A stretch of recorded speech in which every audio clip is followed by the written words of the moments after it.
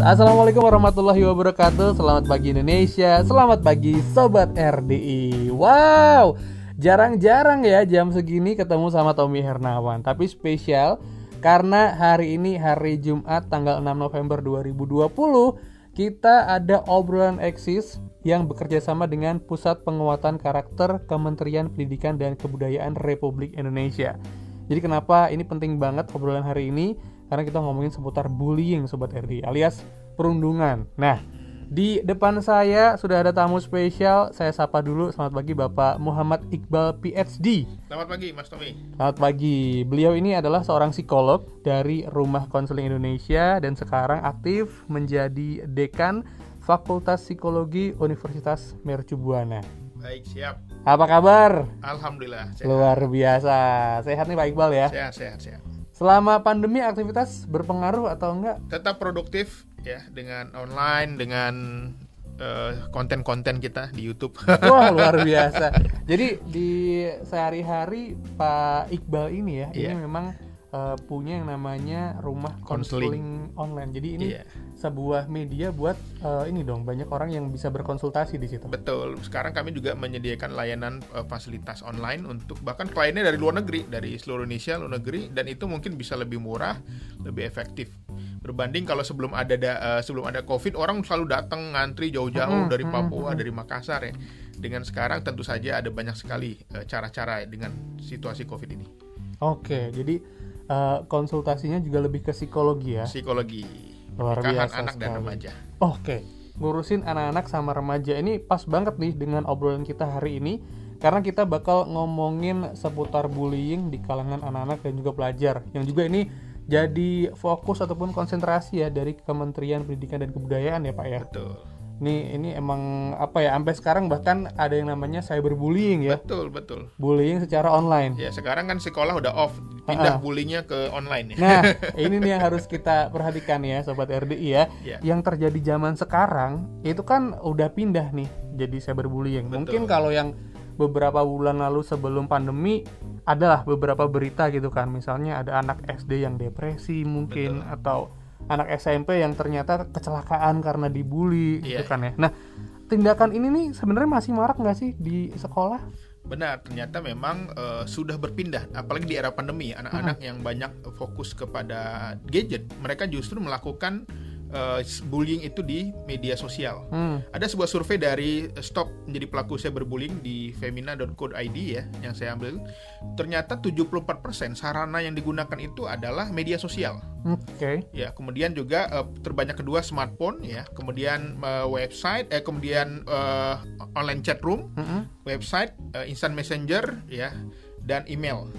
Dan ini menjadi salah satu perhatian dari kita karena lagi-lagi seperti tadi saya katakan banyak sekali akun-akun palsu yang dibuat para remaja ini untuk saling menyerang, menjatuhkan, dan mereka tidak menganggap itu menyakitkan gitu. Bagi sebagian anak yang lemah, yang tidak kuat mental, yang tidak terbiasa dengan berkonflik, ini menjadi sesuatu yang sangat buruk.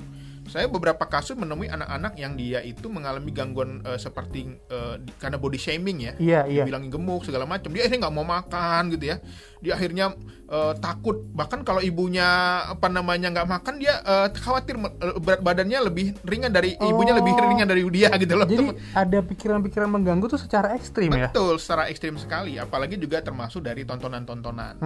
Jadi sekarang anak-anak dengan akses YouTube yang tinggi, media sosial yang tinggi, tentu saja orang tua harus bisa mengatasi ini, mencegah, dan ini terus terjadi bila kita tidak mengontrolnya. Iya. Maka dari itu sebenarnya apakah perlu nih sekolah ya memberikan jaminan kepada siswa ataupun orang tua bahwa hal ini tuh nggak akan terjadi gitu?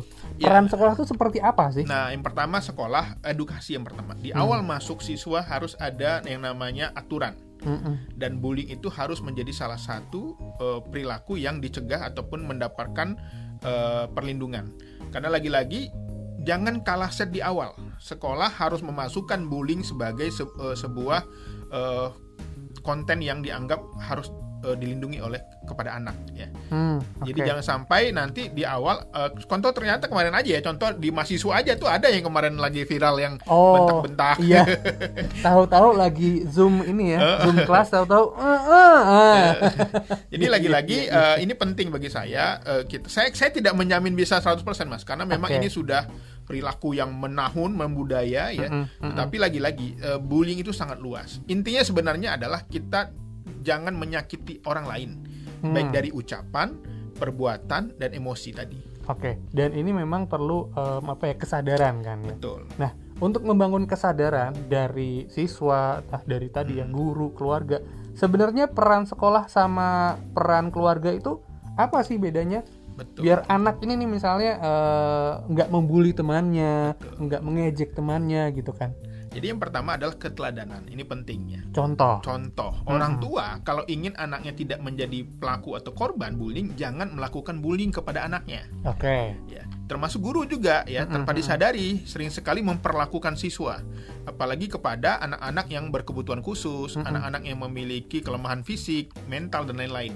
Ini penting kalau guru bisa menunjukkan sikap yang menghargai sesama manusia, menghargai sesama anak tanpa membanding-bandingkannya. Karena rata-rata guru itu diskriminatif terhadap kecerdasan anak. Yang matematika disayang-sayang, yang bisa matematika, yang nggak bisa matematika, seolah-olah yang sukses itu hanya bisa matematika. Padahal kecerdasan itu sangat luas. Kalau kata teori psikologi pendidikan Howard Gardner, kecerdasan itu ada 9. Logik matematik itu hanya salah satu bagian kecil saja. Ada namanya musik, ada namanya body kinestetik yang jago atlet-atlet, ada yang namanya kecerdasan visual, ada namanya kecerdasan bahasa, ada namanya interpersonal skill, esensial. Tetapi guru selalu menganggap misalnya bahwa anak yang pintar matematika adalah orang yang punya masa depan yang lebih baik daripada anak yang seni, gitu. Padahal ketika bekerja, ketika di masa depan belum tentu gitu. Oke. Jadi memang yang namanya kesadaran ini memang perlu dibangun mulai dari sekarang ya. Betul. Jadi biar nggak terjadi lagi tuh perbedaan-perbedaan di antara anak satu sama lain. Betul. Mungkin kadang juga kita nggak sadar memperlakukan anak sendiri, anak pertama, anak kedua juga, si kakak ini lebih jago misalnya, si adik gimana. Akhirnya itu juga adiknya ganggu abangnya terus.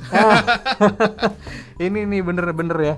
Jadi yang namanya kesadaran untuk tadi ya, tidak menyakiti orang lain itu ya. Betul. Ya, walaupun tapi berbeda dengan tegas ya. Ini jangan sampai kita juga terlalu longgar. Karena takut menyakiti, akhirnya anak kita dibiarin aja, nggak mau makan dibiarin, nggak mau belajar dibiarin. Tetapi orang tua harus punya instrumen lain itu dengan cara apa? Contoh, lemah lembut.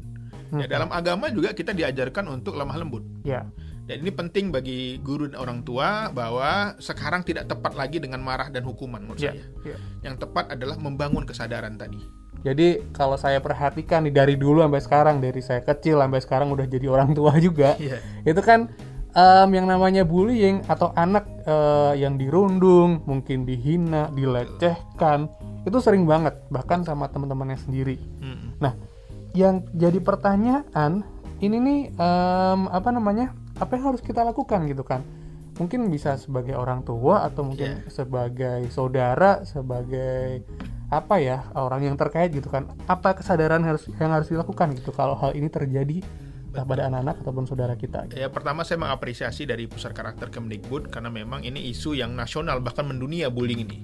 Karena efek dari bullying ini tidak sederhana. Bukan hanya luka batin tetapi bisa menyebabkan kematian. Karena beberapa kasus anak-anak yang dibullying tanpa disadari, bahkan pelaku bullying itu juga sangat luas. Bisa jadi dilakukan orang terdekat, termasuk orang tua dan guru. Beberapa kasus ada yang sampai bunuh diri.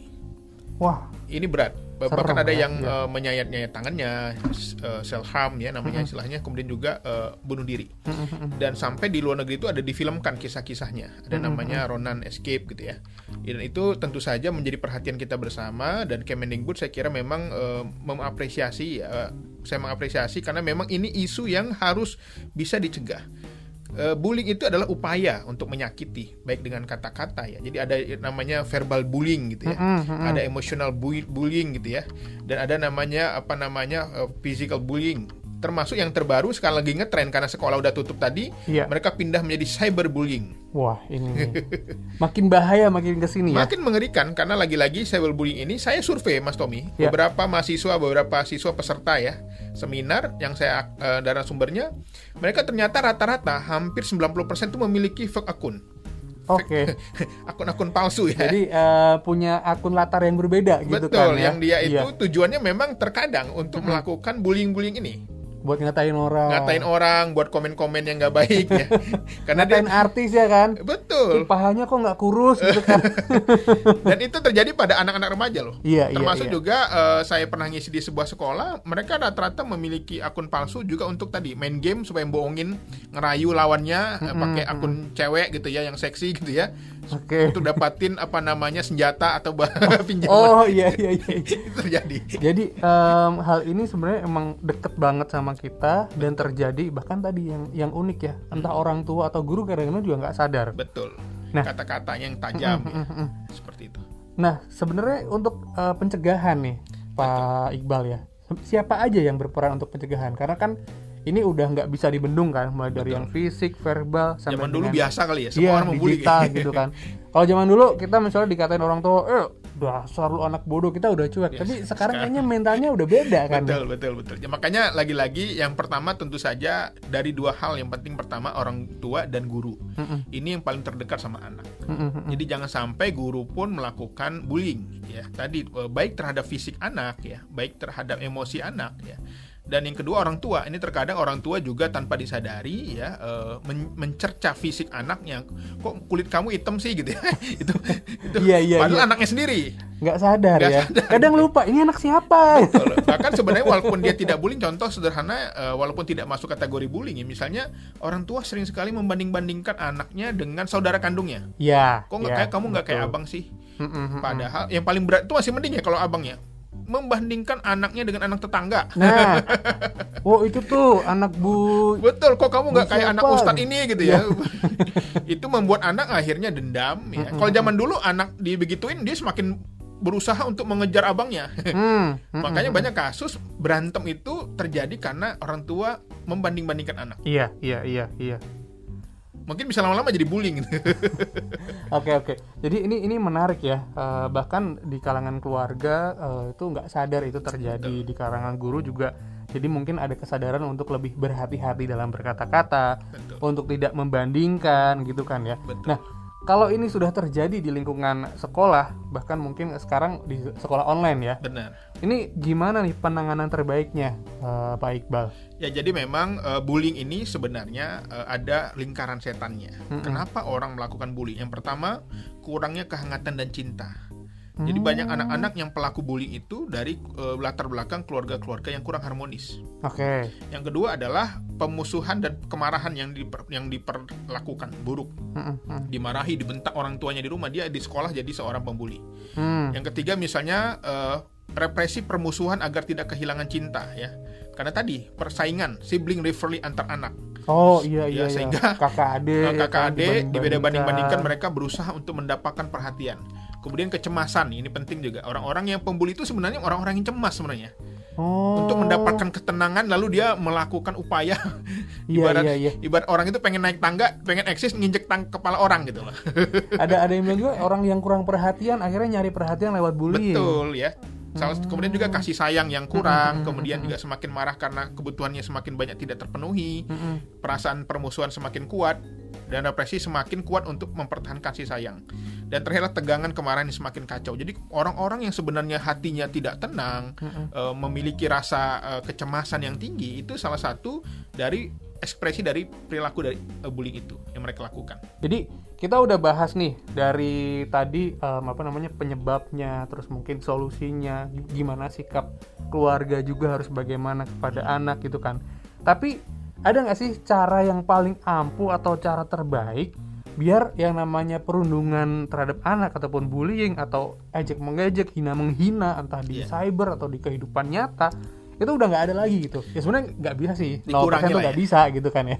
Yang pertama mungkin aturan ya. Iya. Value dan norma-norma di masyarakat harus terus dikampanyekan bahwa bullying itu adalah sebuah perbuatan yang merugikan orang lain. Sama kita kayak mengkampanyekan narkoba, sama kita mengkampanyekan perilaku-perilaku zina dan lain-lain. Jadi itu harus jadi kampanye nasional, jadi agenda nasional. Baru masuk ke sekolah udah jelas. Ini bebas bullying misalnya. Sekolah bebas bullying. Tagline-tagline itu yang diperlukan sehingga ketika anak masuk otaknya langsung tersensor tuh. Oh, nggak boleh bullying di sini ya. Gitu. Sama kayak bebas rokok gitu ya. Ini harus dilakukan termasuk di perkantoran juga mungkin. Dan ini saya kira karena ini sudah membudaya di kalangan masyarakat sejak lama, perlu effort yang besar agar orang tua dan guru dan orang tua bisa mencegah ini. Pertama dimulai dari contoh. Jangan orang tua memulainya, jangan guru memulainya. Ini penting. Lagi-lagi saya melihat bahwa tadi masalah kita adalah anak-anak sekarang mentalnya lemah. Berbeda dengan dulu. Kenapa? Karena fasilitas. Semuanya dimudahkan. Orang dulu sukses kenapa? Karena prihatin hidupnya. Dia tahu diri, nggak berani macam-macam. Mau nakal, ibuku susah, sholat aja deh, masjid aja deh. Tapi sekarang dengan fasilitas ini, gadgetnya canggih, ya. Kemudian mereka terprovokasi oleh media, film-film yang mereka tonton, konten-konten negatif. Ini membahayakan mereka. Jadi maka dari itu memang kesadaran dari minimal diri sendiri dulu. Betul. Ke keluarga. Oke, untuk tidak membandingkan anak, tidak berkata kasar, tidak menuntut. Ini yang saya juga kadang-kadang jadi orang tua. Ayo dong kakak harus bisa ngaji misalnya. Itu sebenarnya kalau bisa nggak seperti itu ya Pak? Ya seperti itu bagus, tetapi dengan contoh. Bapaknya ngaji juga. Kena. Yang terjadi sekarang kan anaknya harus hafaz Quran, tapi bapaknya nggak mau ngaji, itu susah. Jadi kalau kita, ya saya mempraktekkan ketika mengambil guru ke rumah, ya kami duduk sama-sama ngaji ya. Akhirnya anak-anak pun enak, wah ayah saya juga ngaji nih. Gitu. Jadi contoh itu penting. Makanya contoh sederhana gak Pak? Suami istri jangan saling membuli di hadapan anak. Tuh bapak kamu tuh ya gembrot ibu kamu gitu ya. Body shaming di hadapan anak bapak kamu pemalas ya. Seburuk apapun pasangan kita, jagal harga dirinya di hadapan anak. Gitu yang dilakukan. Mantap sekali nih. Termasuk di sekolah tuh Mas, misal guru sama satu guru yang lain tuh, itu ibu itu begini loh, saling menjelekkan. Ingat banget zaman sekolah, si guru ini kalau lagi kosong nih, tiba-tiba ada guru ini masuk, wah ngomonginnya gini. Iya. Oke. Tapi seandainya nih kesadaran tadi udah bisa dijalankan gitu kan. Betul. Dan kita bisa mengurangi namanya bullying. Hal positif apa yang akan didapat kalau anak nih udah terbebas dari yang namanya perundungan ataupun bullying? Betul, positifnya mereka akan lebih sehat mentalnya, tidak memiliki toksit tadi ya yang disebarkan ya. Racun itu ya semua. Makanya ada nama istilah toxic parenting tadi. Orang tua mewarisi keburukan-keburukan pola pengasuhannya. Dan anak-anak akhirnya lebih produktif. Dia nggak sibuk mikirin orang, dia nggak sibuk ngurusin orang. Akhirnya dia bisa konsentrasi mengejar prestasi. Itu dampaknya. Jadi akan lebih fokus dengan hal-hal kebaikan. Betul. Dan dia akhirnya sehat gitu. Sehat secara mental, nggak punya musuh. Kalau dia membuli orang hari ini, itu musuhnya banyak, ketakutan. Contoh efek dari orang yang sering cyberbullying, komen-komen negatif menghina saya, body shaming di WA, di komen di IG, itu mereka pasti tidurnya nggak nyenyak. Jadi yang bikin susah tidur tuh itu ya sebenarnya. Betul. Sama ini cicilan lah. Kalau kita nggak punya musuh tuh kayaknya emang lebih indah hidup ini. Nggak punya musuh, nggak punya cicilan. Tapi nggak punya apa-apa dong nanti kalau nggak nyicil. Oke, terakhir Pak Iqbal, pesan untuk orang tua ataupun pihak sekolah nih, karena kan kita dari tadi ngomongin soal bullying ini terjadi di sekolah dan antara keluarga orang tua. Pesan dari Pak Iqbal. Ya, jadi para guru, para orang tua ketika bertemu anak jangan hanya mencari kelemahannya. Belajarlah untuk mengapresiasinya. Cari kelebihannya. Wah, kamu hari ini keren, kamu hari ini top ya. Kalau mau nasihati, berilah dengan pacing and leading ya. Kayak dokter tuh kalau nyuntik nggak langsung gini, kasih alkohol dulu dingin Bu, baru suntik. Jadi belajar memuji dulu, ibu lihat kamu hari ini rapi loh, bagus. Tapi kayaknya baju lebih baik kedalamin ya. Itu kata-kata yang harus dilatih menurut saya. Jadi kenapa anak akhirnya menghindar dari guru dan orang tua? Karena setiap ketemu selalu dicari kesalahan. Jarang sekali dipuji dan diapresiasi. Jadi kalau mau ketemu anak, mantap, top, ayah bangga, keren. Tapi kalau menasihatinya juga dengan cara yang santun.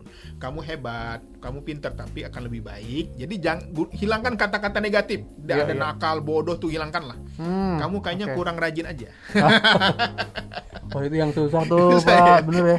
kakak jangan nakal. Wah, kadang-kadang naik nih emosi. Padahal bukan nakal, dia pengen mengekspresikan. Iya, gitu lah. iya. Jadi kenapa banyak orang tua berkonflik dengan anak? Karena orang dewasa menyamakan dirinya dengan anak. Padahal anak itu masih panjang perjalanannya. Oke.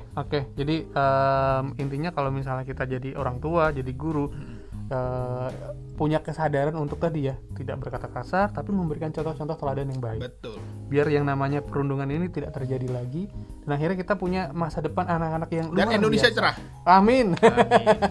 Luar biasa sekali obrolan kita bersama dengan Bapak Iqbal. Ini beliau memang aktif sebagai psikolog di Rumah Konseling Online dan juga Dekan Fakultas Psikologi Mercu Buana. Semoga apa yang kita bahas hari ini bermanfaat buat yang dengerin dan juga mungkin yang nonton online juga. Pokoknya bisa ambil hikmahnya dan kita bisa menghentikan namanya bullying untuk anak-anak. Terima kasih untuk Kementerian Pendidikan dan Kebudayaan, Pusat Penguatan Karakter Kemendikbud Republik Indonesia. Terima kasih buat Pak Iqbal. Terima kasih. Tommy Hernawan harus pamit. Wassalamualaikum warahmatullahi wabarakatuh. Terima kasih Indonesia.